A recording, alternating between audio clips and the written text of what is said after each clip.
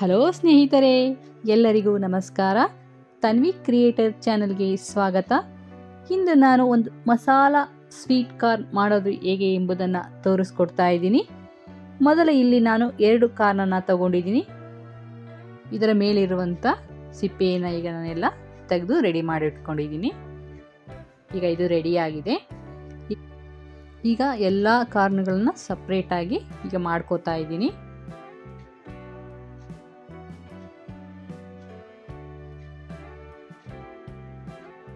ಇದನ್ನು ಈಗ ನಾನು ಚೆನ್ನಾಗಿ ನೀರಲ್ಲಿ ಒಂದ್ಸಲ ತೊಳ್ಕೊತೀನಿ. ಈ ರೀತಿ ತೊಳ್ಕೊಂಡ ನಂತರ ಒಂದು ಪಾತ್ರೆಗೆ ನೀರನ್ನು ಹಾಕಿ ನಾನೀಗ ರೆಡಿ ಮಾಡ್ಕೊಂಡಿರೋವಂಥ ಕಾರ್ನನ್ನು ಬೇಯಿಸ್ಕೊತಾ ಇದ್ದೀನಿ.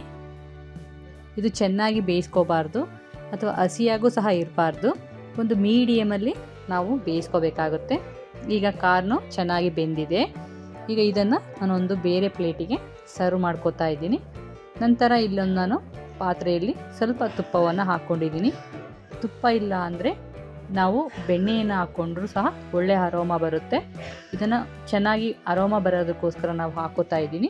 ಈಗ ಇದಕ್ಕೆ ಸಣ್ಣಗೆ ಹಚ್ಚಿದಂತಹ ಈರುಳ್ಳಿ ಮತ್ತು ಸಣ್ಣಗೆ ಹಚ್ಚಿದಂತಹ ಒಂದು ಟೊಮೊಟೊ, ಸಣ್ಣಗೆ ಹಚ್ಚಿರುವಂತಹ ಒಂದು ಹಸಿಮೆಣಸಿನಕಾಯಿ, ಅಚ್ಚ ಖಾರದ ಪುಡಿ ಮತ್ತು ಸ್ವಲ್ಪ ಚಾಟ್ ಮಸಾಲ, ರುಚಿಗೆ ತಕ್ಕಷ್ಟು ಉಪ್ಪು, ನಿಂಬೆ ರಸವನ್ನು ಸೇರಿಸಿ ಚೆನ್ನಾಗಿ ಮಿಕ್ಸ್ ಮಾಡ್ಕೋತಾ ಇದ್ದೀನಿ. ಈ ರೀತಿ ಮಿಕ್ಸ್ ಮಾಡ್ಕೋಬೇಕು. ಮಿಕ್ಸ್ ಆದ ನಂತರ ಇದಕ್ಕೆ ಸ್ವಲ್ಪ ಪೆಪ್ಪರ್ ಪೌಡರು ಮತ್ತು ಸ್ವಲ್ಪ ಜೀರಿಗೆ ಪೌಡರನ್ನು ನಾನಿಲ್ಲಿ ಮಿಕ್ಸ್ ಮಾಡ್ಕೋತಾ ಇದ್ದೀನಿ. ಈ ಎರಡನ್ನು ಸೇರಿಸಿ ಚೆನ್ನಾಗಿ ಮಿಕ್ಸ್ ಆದ ನಂತರ ನಾನಿಲ್ಲಿ ಸರ್ವ್ ಮಾಡ್ಕೋತಾ ಇದ್ದೀನಿ. ಈಗ ಇದು ಮಸಾಲ ಕಾರ್ನ್ ಚಾಟ್ ರೆಡಿಯಾಗಿದೆ. ತುಂಬ ಸ್ಪೈಸಿಯಾಗಿ ಈ ಚಳಿಗಾಲದಲ್ಲಿ ಬಿಸಿ ಬಿಸಿಯಾಗಿ ಇದನ್ನು ತಿಂದರೆ ತುಂಬ ರುಚಿಯಾಗಿರುತ್ತೆ. ಮಕ್ಕಳಿಗೆ ಈ ರೀತಿ ಮಾಡಿಕೊಟ್ರೆ ತುಂಬ ಇಷ್ಟಪಟ್ಟು ತಿಂತಾರೆ. ಇದನ್ನು ನಾವು ಬಿಸಿ ಇರುವಾಗಲೇ ತಿನ್ನಬೇಕು, ಆರಿದ ಮೇಲೆ ಚೆನ್ನಾಗಿರಲ್ಲ. ನಂತರ ನಾನು ಇದೇ ಕಾರ್ನಲ್ಲಿ ಮತ್ತೊಂದು ಸ್ಪೈಸಿಯಾಗಿರುವಂಥ ಕಾರ್ನ್ ಚಾಟನ್ನು ಮಾಡಿ ತೋರಿಸ್ತಾ ಇದ್ದೀನಿ. ಇಲ್ಲಿ 2 ಕಾರ್ನನ್ನು ನಾನು ಇಲ್ಲಿ ತೆಗೆದುಕೊಂಡಿದ್ದೀನಿ. ಒಂದು ಬೌಲಿಗೆ ಅಚ್ಚ ಖಾರದ ಪುಡಿ, ಸ್ವಲ್ಪ ಆಯಿಲನ್ನು ಮಿಕ್ಸ್ ಮಾಡಿ ಚೆನ್ನಾಗಿ ಮಿಕ್ಸ್ ಮಾಡ್ಕೊಂಡಿದ್ದೀನಿ. ಈಗ ರೆಡಿಯಾದಂತಹ ಈ ಮಿಕ್ಸನ್ನು ನಾನೀಗ 2 ಕಾರ್ನಿಗೂ ಫುಲ್ಲು ಕವರ್ ಆಗೋ ರೀತಿಯಲ್ಲಿ ಚೆನ್ನಾಗಿ ಅಪ್ಲೈ ಮಾಡ್ತಾ ಇದ್ದೀನಿ. 2 ಕಾರ್ನಲ್ಲೂ ಸಹ ನಾವು ಅಪ್ಲೈ ಮಾಡ್ಕೋತಾ ಇದ್ದೀನಿ.